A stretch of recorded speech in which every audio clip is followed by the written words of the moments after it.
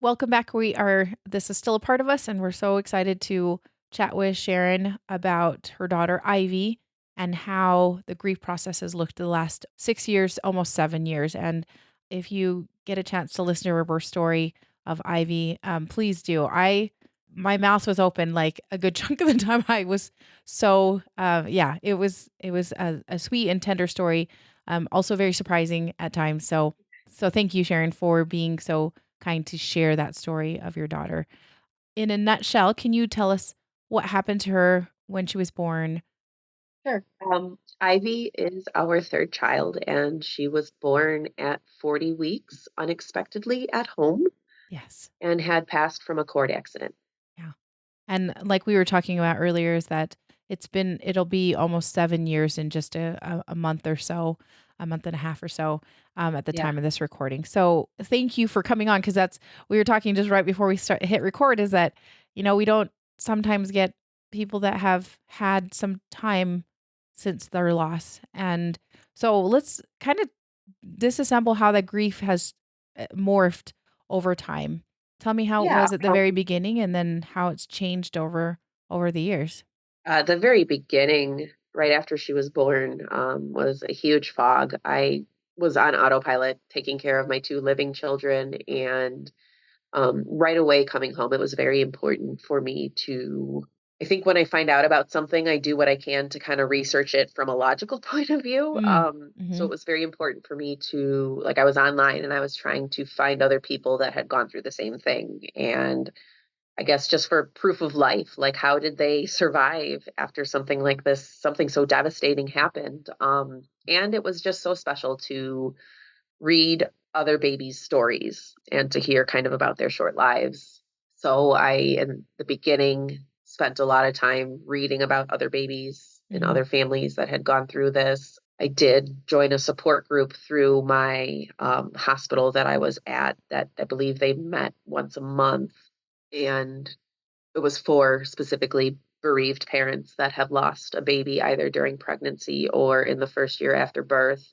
And that group talk therapy was just really crucial in letting me kind of process through some of the emotions and feelings that I was having. I did also find a personal therapist for myself that I saw in the beginning once a week just to kind of process through everything with her story. I historically have been a person that kind of bottles things up and tries to Mhm. figure it all out myself. Yeah. So I feel like in the time after Ivy was born, I mean, I was outwardly grieving, but I also think I kind of processed a lot of it myself. I didn't really, I hold into myself instead of necessarily, I feel like in some ways, my husband and I at the time, we were kind of like ships passing in the wind. Like he was able to take care of the helping with the house things, and we did still, sometimes sit with each other or whatever to share the loss, but I feel like a lot of my own grieving was done either in my support group or with my therapist or Yeah. kind of just internally with myself. So you just went to the support group by yourself? You didn't go with He went uh, the first time or two with okay. me, Uh-huh. and I think it was It was not not necessarily his. helpful for him, but it Yeah. was really helpful for me. So Yeah. then we just kind of split. I mean, we were Gotcha. still together at that point in time, but I was the one that was going to the support group Yeah, and because that was helpful for you. So, yeah, that makes right, sense. correct. Because it's so hard to grieve and yeah, just be on the same page sometimes with your Right. partner. Um, and through the support group, I knew because the support group was done through my intended hospital. So it was the Yes. hospital that my midwives were at.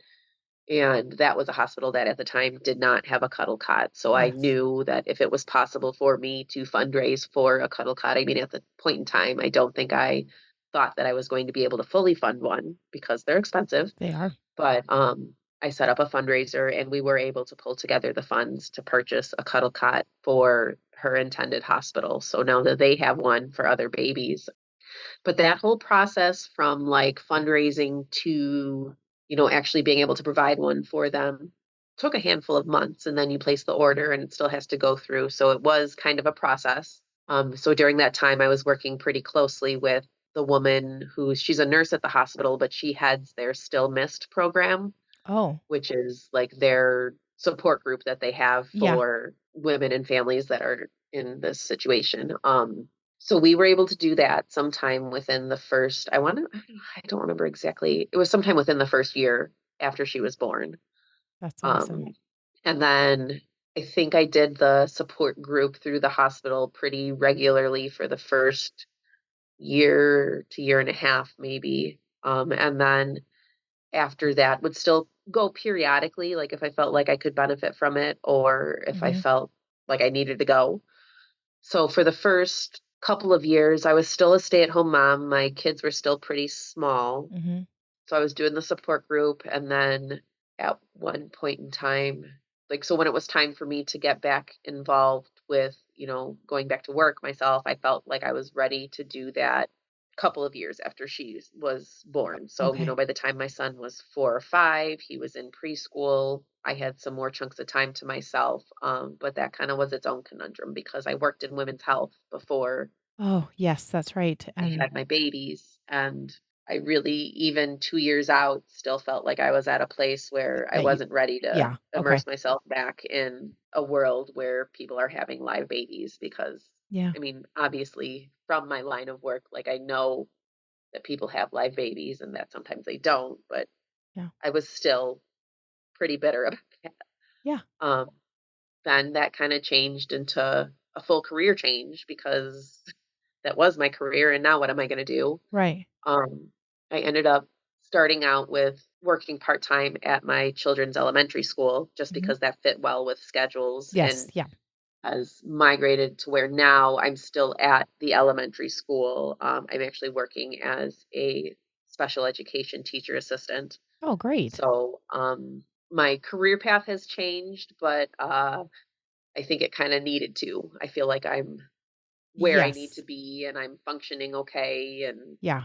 I think I would have a hard time going back into that field as well.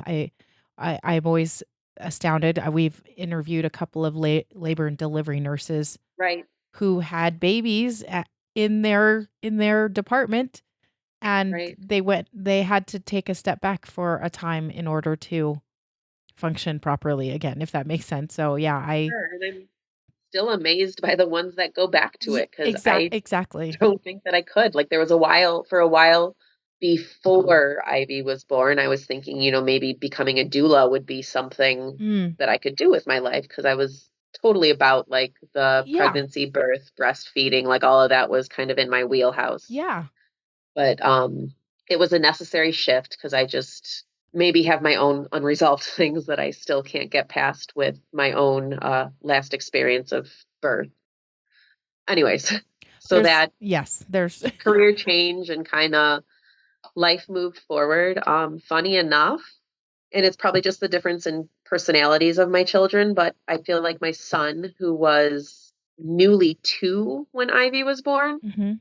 talks more about her than my daughter who so now, I mean, he's now 9, Yeah, she's now almost 13, yeah. and they both do still talk about her, but her significantly less than my son does. Like, my son will be the Really? first one that, when the sun comes in, he's like, "Oh, Ivy's saying hi to us." Oh, And we do we did some things. So that first year, when it was coming up to her first birthday, we got together with my parents and brother and my husband's parents and brother and our children and just had dinner.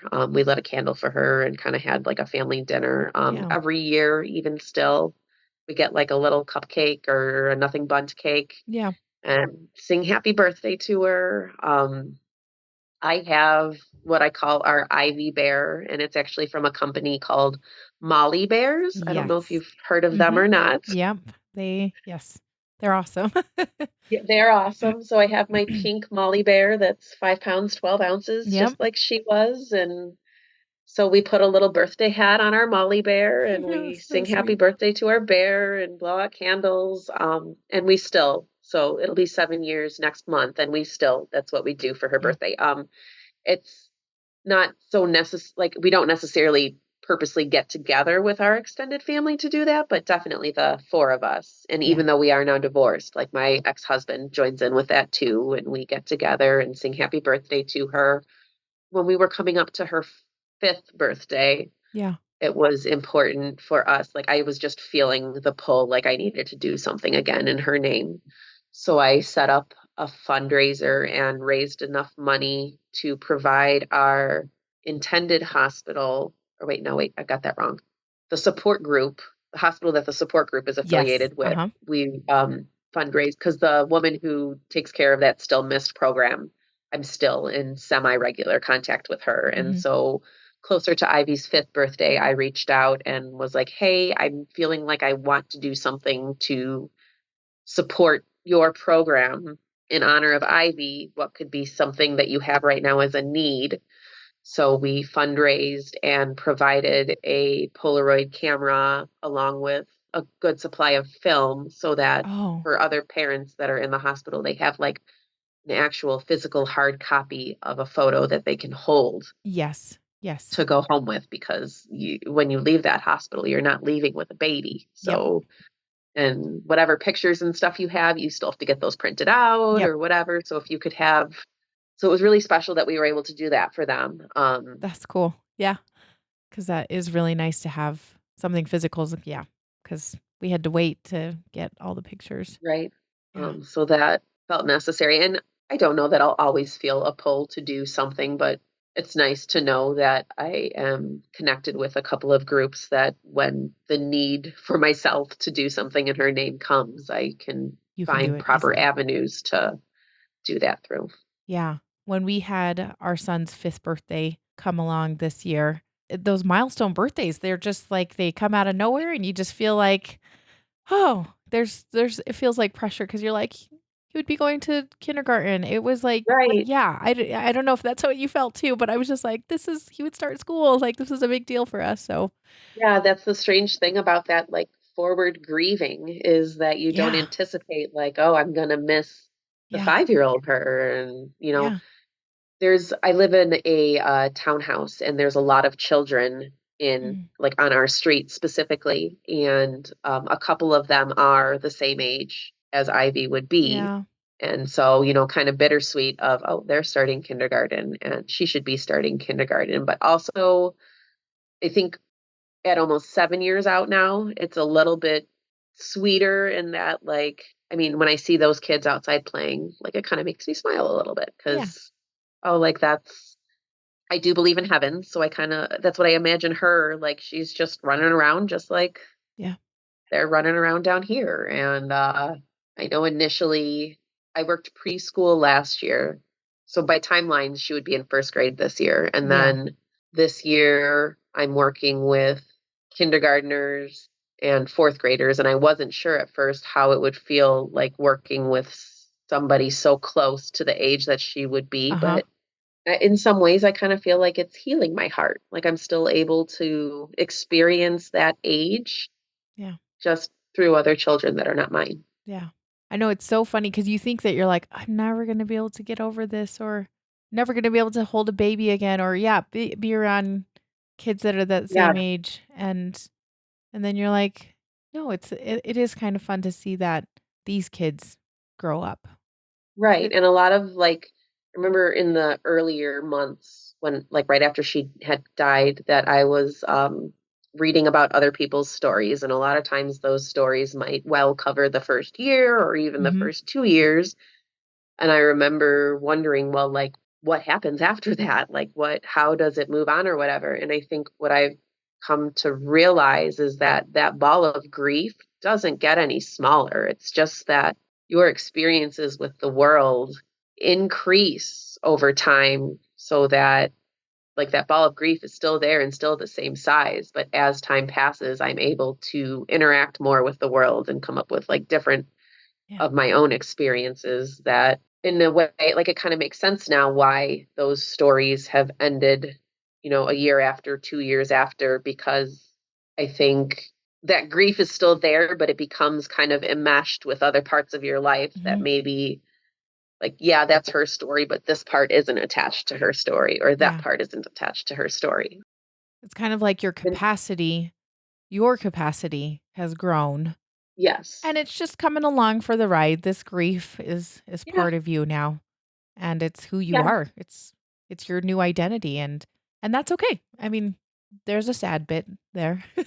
Yeah, and I think Ivy's father and I are no longer married. Mhm. We were divorced. It's been a little over a year that we've been divorced. Okay. And I think really what just happened, like grief changes people. It changed myself. It changed my then spouse. Mhm. And I don't think in any way that her death like caused our divorce or anything like that. I think that it just was this thing that got added to this pile of stuff that was already there. Yeah, And I mean, we might have gone our separate ways anyway, right. that this grief was just kind of a big part of us maybe realizing our incompatibilities in some ways Interesting. Okay. sooner. And we still, I mean, we live in neighboring towns from each other and we Mhm. still see each other all the time. And he's still one of my best friends for sure. It's just different. Yeah, and I that was one of the questions I was gonna ask about how you guys grieved, and you kind of indirectly talked about how, you appreciated the talk group therapy, and he went and supported you and didn't Right. feel like that was something that was helpful for him, and so can you talk a little bit more about how you saw the differences and, maybe how you supported each other in the grieving that you guys experienced? I think in some ways, like, really what had happened was, I think in some ways we were already on our own autopilots before Ivy was even born. Mm, Like, mhm, my life at home with the kids was different than his life going going into an into office work. every day and Yeah, working. And we, after she was born, we grieved together a little bit, but then yeah, I also am kind of a stubborn and internal person anyways, so I think I took a lot of it upon myself. I feel like I've historically been a very strong person, and I think my needs changed in that before where I could easily carry our family and be a decision maker and whatever, like I no longer was able to do that for myself, yeah. which that was never the role that my husband had to have in our marriage ever. So that kind of changed, like my needs changed. Yes, a lot, And it sounded like. yeah, and I don't know, it just, I think in some ways grieved so separately that Mhm. we kind of just continued our separate paths. And by the time we realized that we were on separate paths, that it was just a little bit too late. Yeah. Yeah, grief does that to you where it seems to, emphasize, right? Yeah. Um, maybe what's happening a little bit more so. I am wondering, if there was anything after I know you alluded to some of these in the birth episode already, but were there any things that really stood out to you that others did for you that was outstanding and helpful, so helpful from early times, all the way till now? Like, is there anything that really stands out that you would maybe encourage others to do if they were supporting somebody that had lost a baby? Yeah, I think, I mean, something tragic happens and a lot of people want to be able to do something, but it's like, Yes, what do you do. do for something this major? And one of the big things was my doula set up a meal train. Yeah. So just in those first early weeks after she was born, knowing that a couple of times a week we had somebody bringing us a hot meal that would feed our family, because I was able to go through the motions of taking care of our household and our family. But I mean, preparing meals and stuff was so far on my back burner that we probably did a lot of takeout and a lot of Yep, mac and cheese and things yep. of that sort. But It's the bare being minimum able, sometimes. yes, being fed was, Yes. like, huge, and I find myself even still now, like, when something major happens for somebody else in my circle of friends or family, like, that's kinda my first go-to is, well, I can feed them. Yes. I can make something for them and at least feel like they're, being taken care of in that way. Yeah. And then I feel like even now, 6, almost 7 years out, like, the smallest things make the biggest impacts, like, knowing that I'll still hear my mom or my mother-in-law say her name. My Mhm. children occasionally will still bring her up, or even just, like, I guess exterior signs. I after she was born, when we were getting flowers and stuff for her casket, I really wanted to have ivy on her Yeah. on her casket. And Uh-huh. since the time that she's been born, I've, acquired some plants and stuff in my house, and I have ivy that is hanging in my house now, and I have ivy from her casket that I planted outside in my yard Oh, and that has kind of flourished now. So it kind of yeah. just makes me smile every time I see that because I've got that as like a ground cover in Right. my yard now, along with like a little statue that we have for her that's like a resin statue of Mhm. a angel baby sleeping. And so just things like that have been like I associate the sunshine with her, and I Yeah. associate, and that came from, I don't remember the exact story, but I think I did explain it a little better on my blog because I Mhm. blogged right after she was born for Yeah. probably the first year or so, and that really helped me process through my feelings. Yeah.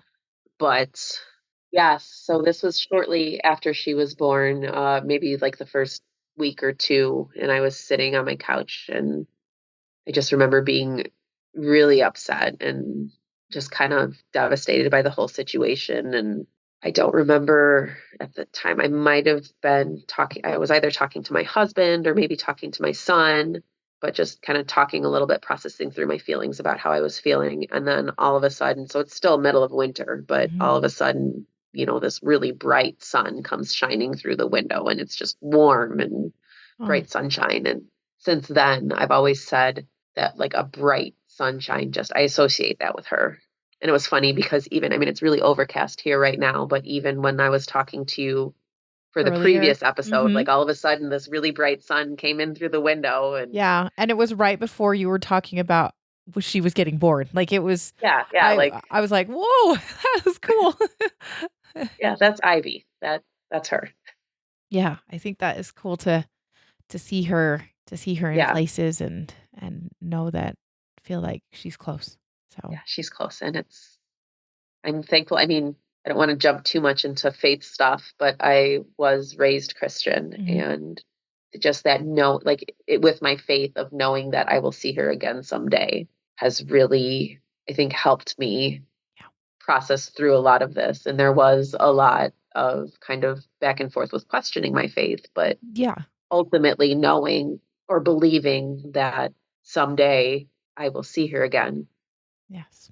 is comforting. Yeah. Sunday will arrive, right? Yeah, yeah. Kind of on the flip side, is there anything, that people said or did that was not as helpful during the grieving process? Not to point anybody out or anything, but was there anything that, I mean, maybe to stay away from for a little bit is how I Well, like to put it. I mean, I feel like it's just the cliched, like, people are well-meaning and Yes, like to say, for "Well, sure. there's a purpose for everything and something Yes. good will come of this," but I feel like that comment is not at all helpful to No. somebody that's new in their loss Yeah. of trying to navigate through this because, I mean, I feel like even now, like, I cannot think of a good reason that a baby should die. Yeah. Like, that's just one of those cruel things of this world, and it's not helpful to say, "Well, there's a purpose," or I think the best thing that people have done and could do is to hold space and say, I might not understand what you're going through and probably, hopefully, never will understand what you're Yes. going through, but I'm here to listen. And if you want to talk about it, and I find myself even reaching out to other moms that are newer in their lost journey and just like, if you want to talk about your baby, I would love to hear their story, is kind of where I sit with things. And I think that even this far out is what everybody wants to hear because if somebody, like with us talking right now, if I get a Yes. chance to share my story and Ivy's story with somebody else, like I hope that that is as healing for other people as it is for my own heart to be able to talk about her. Yeah. I know it is, like, there are so many people that reach out to us and say, "Thank you for sharing," because it makes a Yeah. huge difference. Sharon, thank you so much. It has been delightful chatting with you, getting to know Ivy and your family. I appreciate your candor that you spoke about of things that what the grief has looked like and some of the toughness that is part of it. Like, it is hard. It is very, Yeah. very hard. Is there any last little bit of advice that you would like to give or, anything you wanna say about Ivy? because I always like talking about our kids, so I don't know, I guess I just though I don't think there's a reason that these things happen, I think that there is still hope as, mm, stick through it and process through it, and it's not always going to hurt as much as it does in the beginning. thank you, Sharon, that was perfect. I Your words Thank you. are perfect for that, so thank you again for sharing Ivy's story, and thank you for coming on and chatting with me today. Yeah, thank you for having me.